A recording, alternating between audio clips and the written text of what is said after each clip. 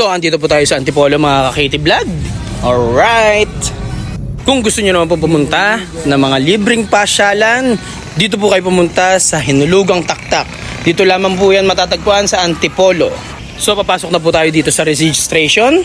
Meron po sila ditong rappelling, wall climbing, spider web, canopy and elevator. Free use of cottages. Unlimited po lahat yan. So, pati po yung mga picture taking po dito, mga tables and chairs, solid po. Lahat po yan libre. So, nandito na po tayo sa Hinulugang Taktak Falls. So, napaka-solid, napakaganda. Makikita nyo po, mga ka-KT Vlog.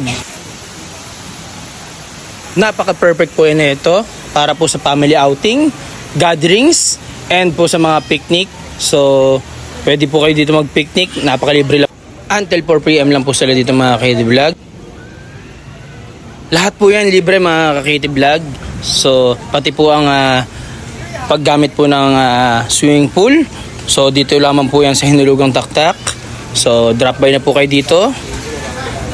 Dito lamang po yan sa Antipolo. Maraming salamat po. God bless us all. Salute.